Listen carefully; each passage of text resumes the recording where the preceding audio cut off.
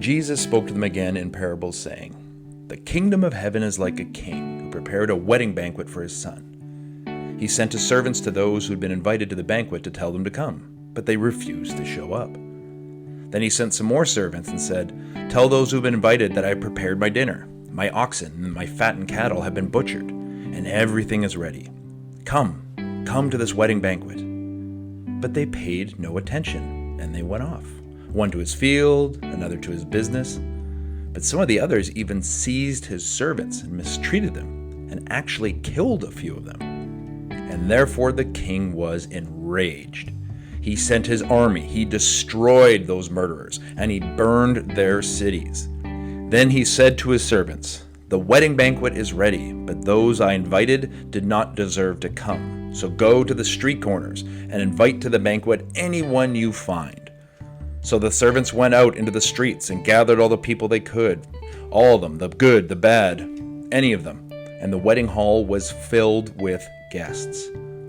But when the king came in to see the guests, he noticed a man there who was not wearing wedding clothes, and he asked him, 'How did you get in here without wedding clothes, friend?' But the man was speechless.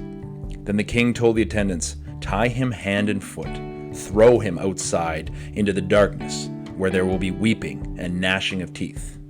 For many are invited, but few are chosen.'"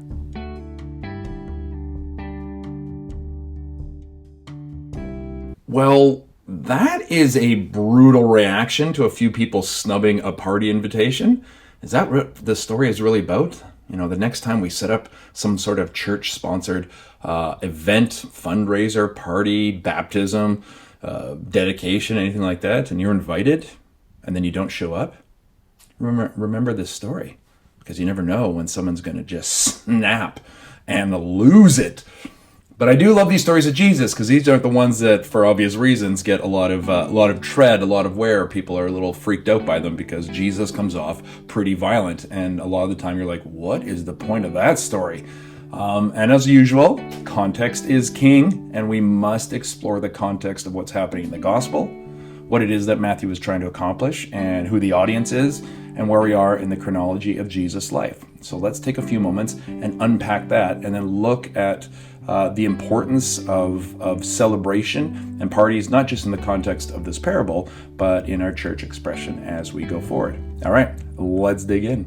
So the first piece of context that you should understand is that this is during what we refer to now as Holy Week. Jesus has had his entry into Jerusalem, and we're leading up to Good Friday, obviously to his crucifixion. So that's the first background of the context for both Jesus and, of course, the Gospel writer Matthew.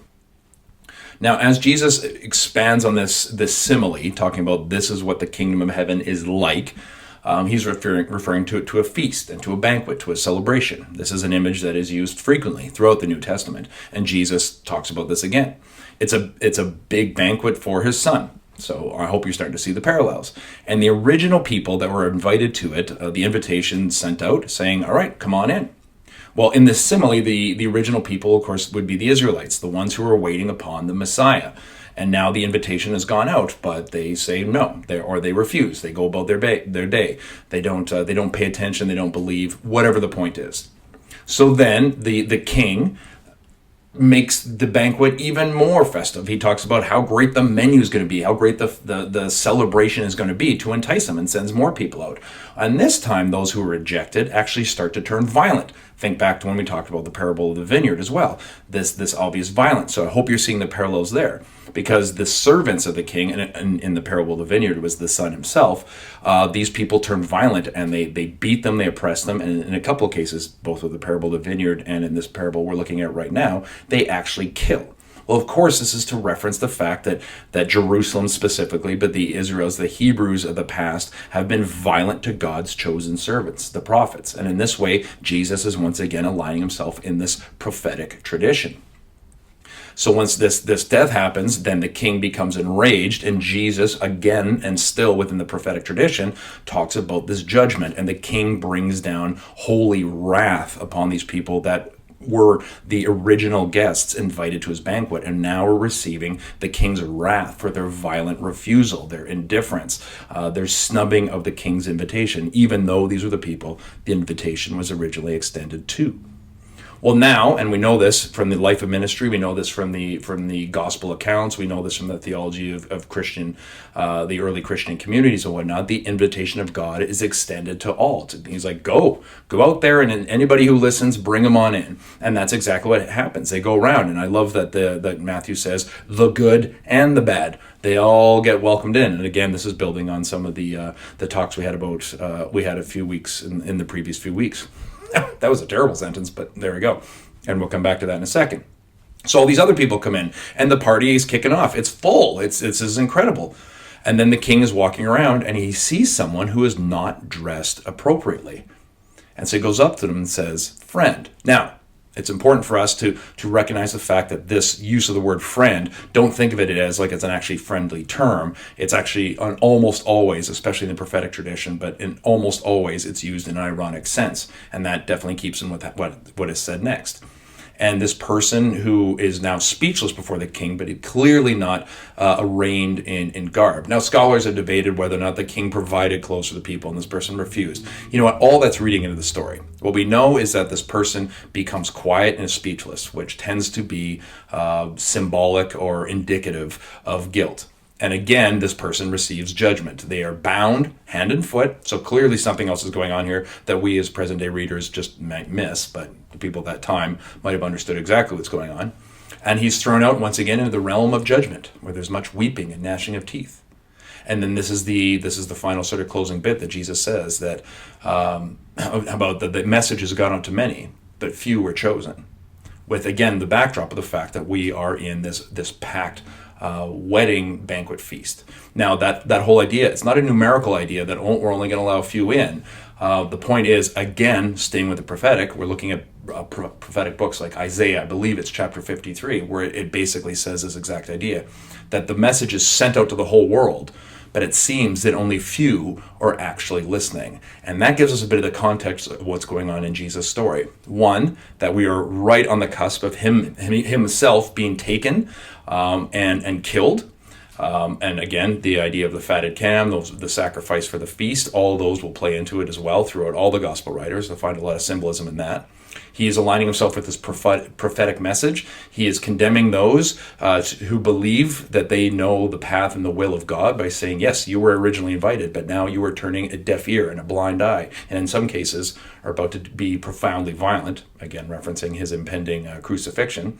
But then he talks about this is what's happening. And now anybody who's listening is invited in. So if you're not going to do with the invitation, everybody else is invited in. And brothers and sisters, my little faith family, we absolutely reap the benefits of that. And that is the grace and the power of the Christian story, is we are among those who were not originally invited, but have been brought in. So let's unpack not just the context of this, but what this means for our communities as we go forward. So now let's jump back, not quite so far in church history, but just to a few weeks ago when we talked about the Mountsburg and Westover Baptist churches being this sacred community. A community of people chosen by God to help you as an individual and to whom you offer help and guidance and support, as well as challenge and frustration. And that's what's part of the sacred community, that it's more than just about membership to a church building or a specific denomination, but is actually submitting yourself to a community with the belief that it is sacred and actually helps develop your personal spiritual growth.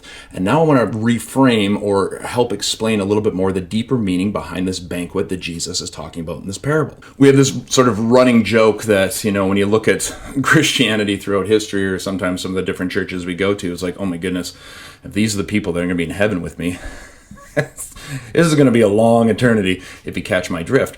And why it's so important that there does have to be the community aspect in our sacred community. It's absolutely essential. And it is so much better when we not just get along, but again, going back to this sacred idea of submitting ourselves one to another out of our own personal growth and our willingness to help and be there while each one of us grows and develops in our faith. In this quote that you're looking at right now, C.S. Lewis beautifully says that next to the communion, the Eucharist, that sacred element of our worship experience, is the people that you're in this community with, our neighbors in the faith, our neighbors in the larger Westover and Mountsburg communities. these are the people that will push against us, will carry us, will do all the variety of things that we do with each other to help lift each other up and to give meaning and purpose to this life. And it's so vital and so much a part of our spiritual development that the neighbors, this family, is actually as sacred as the worship. And our treatment of each other and our recognition of our role within this community is in fact a form of worship. It is preparing us for this kingdom, this banquet that Jesus is speaking about in this parable, that Jesus will talk about during the Last Supper, that countless New Testament writers will pick up, not to mention all the different mystics and writers and theologians through the past 2,000 years of Christian history. We need to constantly reflect on the fact that we are accountable to each other, that we are called not to judge each other, but to hold each other up. That our little foibles and personalities and the people in our church that sometimes drive us nuts and the people in our community who somehow drive us nuts. Well, if we can just change our perspective a little bit and recognize that that might be the exact person that God has put in your life to help you develop and grow, then you see how sacred and how important our relationships with each other are. And this, of course, includes biological family, this includes friends, this includes people beyond just the church community. But I'm hoping that what we're learning from being Christians is to recognize the sacredness in the shared human experience. Now, it might be a bit of a naive and entirely too lofty goal, but I think enjoying each other's company also becomes a bit of a spiritual discipline. Of course, we're going to have bad days, we're going to have good days and whatnot. But if we can genuinely learn to love each other, for each other, without wanting each other to change or sort of fit our mold. If everybody sort of fit our own mold, ultimately I think that would drive us crazy. That'd be incredibly boring, not to mention the fact that it's impossible. But us getting along and enjoying each other's company, I want to offer as we continue to brainstorm what the church is going forward, that actually becomes an incredibly important element of our spiritual discipline. How do we get along to each other?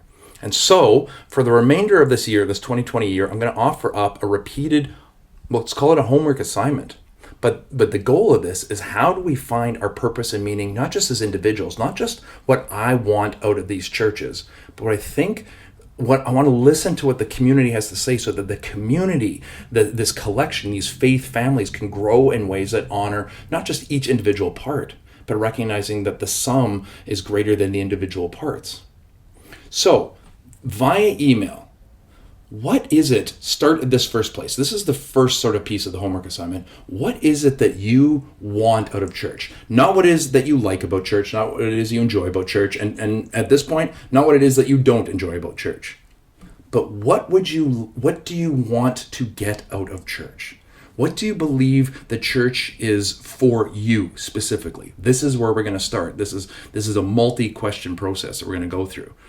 What is it that you want your church experience to be? And it doesn't mean I don't want you to think budget constraints. I don't want you to think realistic or anything like that. Just take some time. And you don't even have to answer it this week, but just email me and say what I want the church to be. And let's start this conversation going.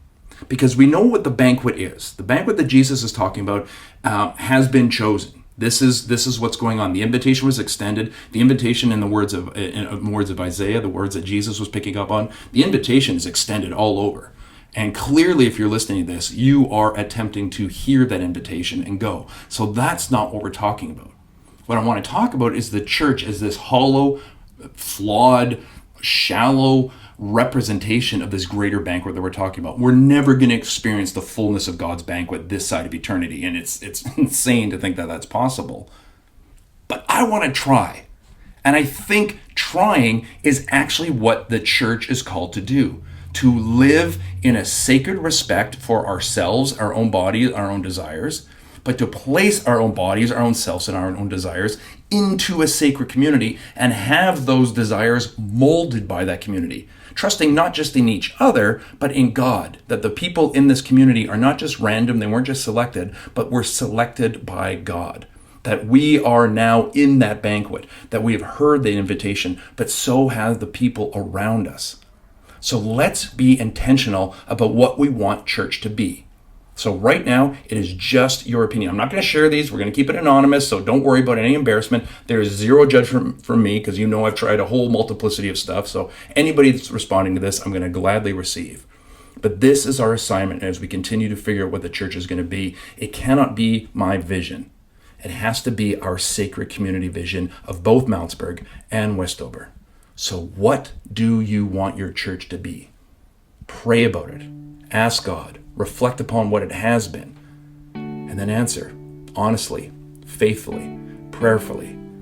It's going to be amazing to see what it is that we're going to start to construct in this amazing year 2020 that has just forced us to ask these questions. Remember, my dear brothers and sisters, you've been invited to the banquet. So let's start constructing what we think that banquet may look like. God bless you and keep you. I pray for your strength, for your health, and for your safety. Amen, amen, and amen.